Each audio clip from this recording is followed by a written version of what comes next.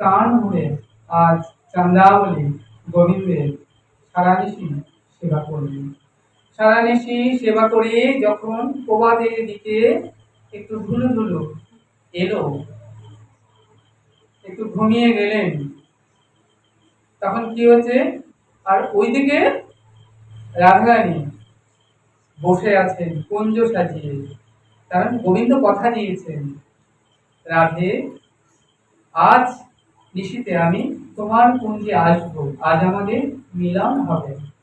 তা রাধারানী সারা নিশি ঘুমান নাই, তাহলে সারা নিশি না ঘুমিয়ে তিনি নিশি জাগরণ করে একবার ঘর একবার বাহির, একবার ঘর একবার বাহির, তিনি সারা নিশি ধরে পায়চারি করছেন।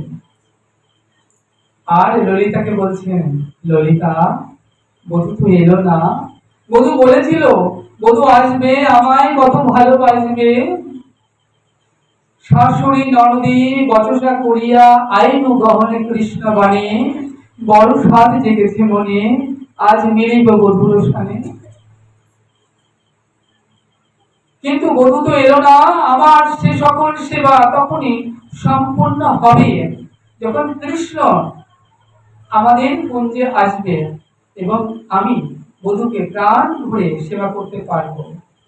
তাহলে যে কুঞ্জে কৃষ্ণ আসে না সেই কুঞ্জ শ্মশান সম, যে গৃহে কৃষ্ণ সেবা হয় না সেই গৃহটাও শ্মশান সম, আর যে দেহ দিয়ে গোবিন্দ সেবা হয় না সেই দেহটাও রাধারানী বলে শ্মশান সম। তাহলে আজকে যে আমি দেখ দেখ দুটো কুঞ্জ সাজিয়ে বসে আছি, শুধু আমি আমার এই বাহির কুঞ্জ সাজাই নাই, আমি আমার অন্তর কুঞ্জ, আমার দেহ কুঞ্জখানিও আমি সাজিয়েছি। কেন না গোবিন্দ সেবায় লাগবে বলে। তাহলে আমি এই যে এত সুন্দর করে আমি কুঞ্জ সাজালাম, ঘরে ঘরে কিলসর নবমী সাজিয়ে রেখেছি, তাম্বুল সাজিয়ে রেখেছি, প্রদীপ জ্বালিয়ে রেখেছি, মন্দির হয়েছে আলা, কেন না গোবিন্দ সেবায় লাগবে বলে। কিন্তু বধূ তো এলো না, বধূকে তাহলে পদ ভুল করলো। বনপদ ভুল হতে পারে কিন্তু মনোপদ তো ভুল হবার নয়। তাহলে বধূ যদি বনপথে নাও এসে থাকেন, মনে পথেও তো আসতে পারতেন। মনে পথে কিভাবে আসতো জানো? গোবিন্দ যখন গোচরের নবলক্ষ ধনু গোবস্ত্র নিয়ে চলে যেত, আর রাধারানী রয়েছে রাধার কুঞ্জে, তাহলে কোথায় বিষমন রাজ নন্দিনী রাধার কুঞ্জে, আর কোথায় বৃন্দাবনে নন্দালয়, কত দূর, কত কিলোমিটার দূর। তাহলে গোবিন্দ যখন যেত শ্রীরাম সুদাম দাম সুদাম সখানি গোচারণে, আর রাধারানী কি করতেন ওই কুঞ্জ বসেই তাহলে গোবিন্দ বদনে নয়নে নয়ন দিতেন এবং নয়নে নয়নে মিলন হতো রাধারানীর সঙ্গে গোবিন্দের। তাই আজকে বলছেন বনপথে যদি বা ভুল হয়, বনপথ তো ভুল হবার নয়, তাহলে মনোপথে কেন এলো না? এই যে আমি এত সুন্দর করে কুঞ্জ সাজিয়ে বসে আছি বধূর লাগি, আজ আমার সাজানো যেন বড় সাজা হলো। সাজানোটা কুঞ্জ সাজানোটা আমার আজ সাজা হয়েছে। দেখ দেখ তাতে করে নিশিটা কেমন তড়িৎ গতিতে প্রভাত হতে চলেছে। আজ এত তাড়াতাড়ি নিশি কেন ভোর হয়ে যাচ্ছে, আজ নিশি রাতটা তড়িৎ বেগে যেন ভোর হয়ে যাচ্ছে। আমার মনে হয় বধূ আর আসবে না। যা যা এই সকল ফুলমালা গিয়ে যমুনার জল ফেলে দিয়ে আয়। ললিতা বিশাখা মাথায় করে ফুলের ডালি নিয়ে চলেছেন, যমুনায় গিয়ে ফেলে দিয়েছেন। অমনি যমুনা মূর্তিমন্ত হয়েছেন, বললেন ললিতা আজ নেব না। জানিস ললিতা আমি বৃন্দাবনে কেন এলাম, কেন জন্মগ্রহণ করলাম?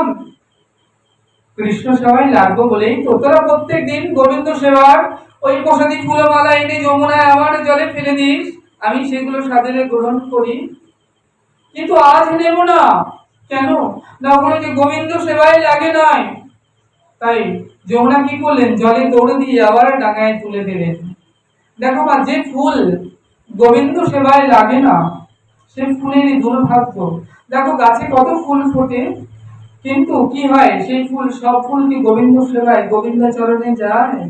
যায় না। ফুল দিয়ে কেউ ঘর সাজায়, ফুল দিয়ে কেউ বিয়ে বাড়ি সাজায়, ফুল দিয়ে কেউ মরার খাট সাজায়, সাজায় না। ফুল কেউ ছিঁড়ে নষ্ট করে। তাই ফুল কেঁদে কেঁদে বড় অভিমান করে কেঁদে কেঁদে বলে, দেখো আমি একটা ফুল পুষ্প দেহ পেলাম বটে, কিন্তু আমি তোমাদের মতো এখনো মানব দেহ পাইনি, আমি এখনো ভজনযোগ্য দেহ পাইনি। তাই ফুল কেঁদে কেঁদে বলে যে কোনো ভক্ত যদি যেত এখান থেকে, তার নয়নে আমি পড়তাম, তাহলে সে কি করতো, আমাকে চয়ন করে নিয়ে গোবিন্দ সেবার জন্য মালা গেঁথে গোবিন্দ গলায় দিত, নাই গোবিন্দ চরণে দিত, আমার পুষ্প জীবন ধন্য হতো। তাই না করে যারা আমাকে ছিঁড়ে নষ্ট করে, আমার জীবনকে, গোবিন্দ সেবায় লাগলো না, ফুল কেঁদে কেঁদে নয়নে বক্ষ ভাষায় বড় অভিমান করে কেঁদে বলে, ওগো তোমরা আমায় ছিল না অমন করে, আমি পুষ্প দেহ পেয়েছি, আমাকে গোবিন্দ সেবায় লাগতে দাও। তাতে করে কত ফুল ফোটে। আর যখন একটু বেলা হয়ে যায়, তখন কি হয়, আকাশে সূর্যের দেবতার অর্থাৎ সূর্যের যে তাপ, তাপ প্রবাহ যখন বাড়তে থাকে, সূর্যের তাপে ফুল কি হয়ে যায়, মলিন হয়ে যায়। আর তাতে করে যখন বাতাস বইতে থাকে, বৃন্ত কিন্তু ফুলকে আর ধরে রাখতে পারে না, কারণ বৃন্ত যখন ছেড়ে দেয়, তখন ওই পুষ্প কি হয় না, গড়াতে গড়াতে গড়াতে গড়াতে ধুলায় ধূসারিত হয়ে কি হয়, ড্রেনে নোংরায় পড়ে ফুলের জীবনটা নষ্ট হয়ে যায়। দেখো দুটো সত্তা এখানে খুব ধ্যান দেবে। একটা সত্তা হচ্ছে ফুল এসে পড়ে গোবিন্দ চরণে কেমন করে না, ভক্তের নয়নে পড়াতে।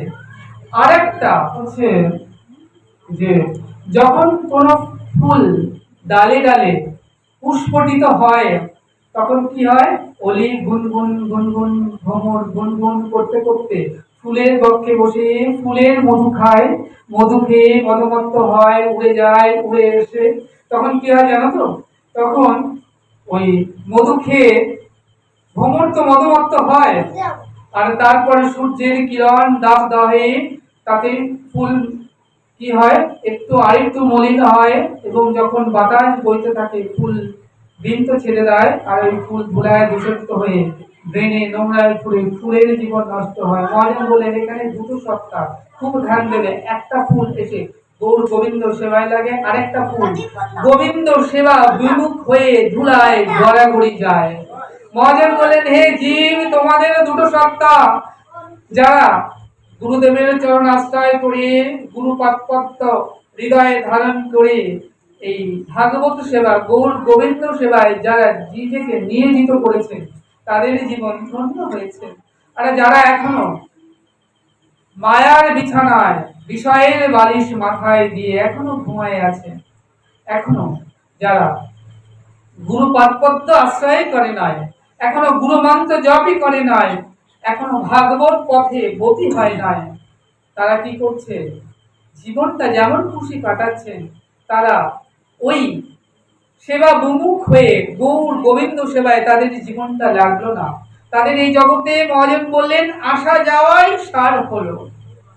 মহাজন বলছেন, অমন কেন বা আইলি ভাবে, এমন দুর্লভ মনুষ্য জন্ম পাইয়া হই না বুঝিলি, মানুষ হইবি কবে, দিবস রজনী আবল তাবল কত না পাচালে পারো, শত কথার মাঝে তুমি একটি বারো কি করি বলিতে জানো। ভেবে দেখুন, আমরা কত কথা বলি মোবাইলে, আর কথা, যে কথায় কৃষ্ণ কথা নাই, যে কথা আমার প্রেমময়ী রাধারানী নাই, যে কথা নিতাই নাই, যে কথায় গৌর নাই, সেগুলো বলেন মহাদেব বলেন ওগুলো আন কথা, ওগুলো ব্যাঙের গাঙর গা। বর্ষাকালে ব্যাঙ যখন ডাকতে থাকে গাঙর গা গাঙর গা, ব্যাঙের ভাষা একজনই বোঝে, সেটা কি সর্প, সর্প বুঝে যায় ব্যাঙটি কোথায় আছে, এবং সে এসে খপ করে ব্যাঙটিকে তুলে নেয়, খেয়ে নেয়, তাই না? তাহলে বলছে কাল সমন আমাদের ঘরের পাশে দাঁড়িয়ে আছে, নিঃশ্বাস ফেলছে প্রতিনিয়ত, বলছে বল কত আন কথা বলবি, যে কোনো মুহূর্তে তুলে নেবে। সেজন্য আমাদের দেখো মা, আমরা এই সংসারে কেন এসেছি না, আমরা জীব সংসারে তো আইন কৃষ্ণ বুঝিবার তরে আমরা কৃষ্ণ ভজন করব বলেই সংসারে এসেছি, কিন্তু এমন দুর্লভ মনুষ্য জন্ম পেলাম, এমন দুর্লভ দেহ, এমন জন্ম হয় কি না হয়? এটা বললেন দেব দুর্লভ, বললেন না ভাগবত দুর্লভ। তাহলে এমন দুর্লভ দেহ পেয়েও আমরা হরি ভজন করলাম না, বললেন আমাদের কত দুর্ভাগ্য। ভেবে দেখুন, জলের মধ্যে থেকে কারোর যদি তৃষ্ণা নিবারণ না হয়, তাহলে বলেন তার জীবন যেমন দুর্ভাগ্য, তেমনি সংসারে আমরা জন্মগ্রহণ করেও আমরা যারা গৌর গোবিন্দ সেবায় গতি করতে পারলাম না, তাদের জীবনটাও দুর্ভাগ্য, তাদের আশা যাওয়াই সার হলো। তাই আজকে রাধারানী কি করলেন, ওই ললিতা বিশাখা দিয়ে সমস্ত ফুল যমুনায় ফেলে দিয়ে এলেন। তাহলে ফুলের জীবনটাও এমন দুর্ভাগ্য। এদিকে কি হয়েছে, যখন ওই যমুনায় ফুল সব ফেলে দিয়ে এসেছেন, এদিকে নিশি ভোর হয়ে চললো, অর্থাৎ রাতের নিশি, অর্থাৎ রাতের অন্ধকার বিদ্যুত করে সকালের প্রভাতের অল্প অল্প আলো প্রকাশিত, যত সূর্যদেব তখন উদয় হয় নাই, সেই সময়টাকে কি বলে ব্রহ্ম মুহূর্ত। যে মুহূর্তে মন্দিরে মন্দিরে ঘন্টার ধ্বনি বাজে, অর্থাৎ ঠিক 3:50 এরকম সময়, ব্রহ্ম মুহূর্ত 4:10 হয়। তাহলে সে সময় কি হয় না, সাধক সব জেগে উঠে স্নান করে মালা তিলক নিয়ে বসে যান এবং বৃন্দা দেবী পরিক্রমা করে তারা ভজনে বসে যান। দেখো ওই যে প্রভাতের সময় যাকে বলে ব্রহ্ম মুহূর্ত, তাহলে ব্রহ্ম মুহূর্ত কাকে বলে না, যে মুহূর্তটা তুমি ভজন করলে সরাসরি গোবিন্দের সঙ্গে সরাসরি কানেক্ট, অর্থাৎ সত্য সময়। তাহলে সত্য, রজ, তম। তাহলে দেখো দিনে 3টে সময়, দেখবে মানুষের মধ্যে যেমন 3টে গুণ, যারা তমগুণ, তমগুণের অধিকারী কারা, যারা নিকৃষ্টতম, যাদের ভাবনা চিন্তা খুবই নিকৃষ্ট, যারা বাসি পচা খেতে ভীষণ ভালোবাসে, দেখবে আজকে রান্না করে 3 দিন বাসি ফ্রিজে রেখে খাচ্ছে। তমগুণ কি করে বুঝতে পারবে? তমগুণের অধিকারী। রজগুণ কি? রজগুণ অধিক ঝাল, অধিক গরম, একটু রাজসিক ভাব। সত্যগুণ কি? সাধুদের মধ্যে সত্যগুণ থাকে। তাহলে দিনের মধ্যে সত্যগুণ 3টে বিরাজ করে। এই যে রাত, যত রাত হবে এটা কি হবে? তমগুণ। আর দিনের বেলা কি হয়? রজগুণের প্রভাব থাকে। আর একদম প্রভাত কালে সত্যগুণের প্রভাব থাকে। তাহলে সত্যগুণে সাধুরা বসে যায় যোগ সাধনে, সাধন ভজন করে তারা ব্যাক টু গড হেড, ভগবানের ধাম প্রাপ্ত হয়। তাহলে আজকে কি হচ্ছে, কাল কাকে বলে ডাকে পাখি না ছাড়ে বাসা, খানা বলে কাকে বলে উষা। এই যে উষা লগ্ন, অর্থাৎ সূর্যোদয়ের 1 ঘন্টা 36 মিনিট পূর্বের যে সময়, সূর্য উঠে যাওয়ার পরে যারা ঘুম থেকে ওঠেন তাদের শরীরে রোগ ব্যাধি এবং দুঃখে তারা জর্জরিত হন।